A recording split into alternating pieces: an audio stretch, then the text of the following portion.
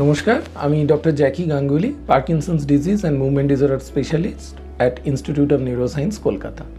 আমরা আজকে আলোচনা করব পার্কিনসন পেশেন্টদের কী ধরনের পেশেন্টকে আমরা ডিপ ব্রেন স্টিমুলেশনের জন্য সিলেক্ট করি। মোস্ট ইম্পর্টেন্টলি কাদের ক্ষেত্রে ডিবিএস করা হয় সেটা আমাদের ক্ষেত্রে আলোচনা করা দরকার।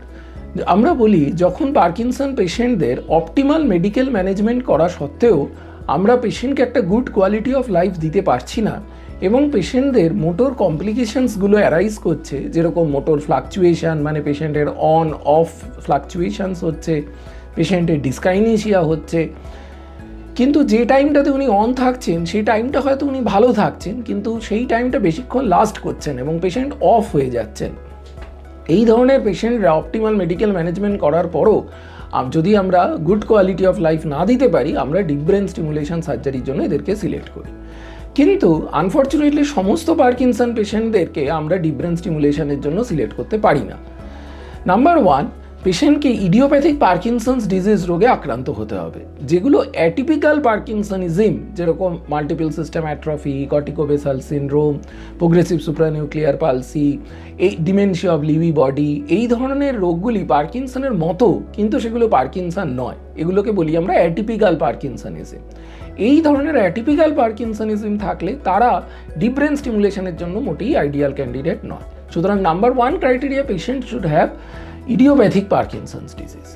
Number two, patient should not have significant dementia, মানে পেশেন্টের যদি ভুলে যাওয়ার প্রবণতা খুব বেশি পরিমাণে থাকে তাহলে তাদের ক্ষেত্রে আইডিয়ালি ডিবিএস এর জন্য তারা ফিট নয়।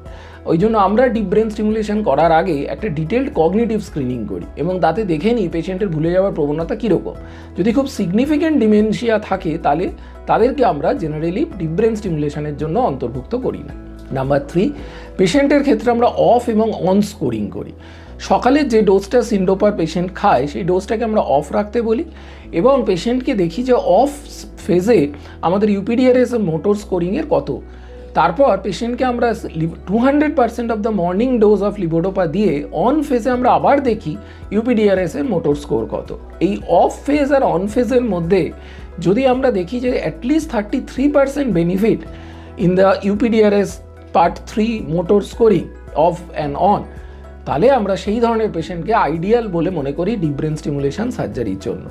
নাম্বার ফোর, এজ ক্রাইটেরিয়া আমরা অলসো উই ডিসকাস, যেখানে আমরা বলি জেনারেলি 70-এর নিচে বা বেশিরভাগ ক্ষেত্রে 72-এর নিচে ডিপ ব্রেন স্টিমুলেশন সার্জারি করলে আমরা অনেক ভালো বেটার রেজাল্ট পাই। অ্যাকচুয়ালি বয়সকালে ব্রেনটা শোকাতে শুরু করে, সুতরাং অ্যাভাব 75 ডিপ ব্রেন স্টিমুলেশন করলে হয়তো অতটা বেনিফিট আমরা নাও পেতে পারি।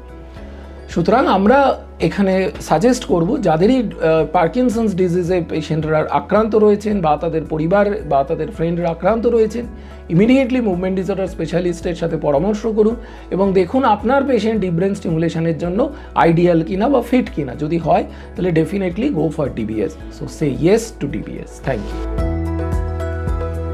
Say yes to DBS.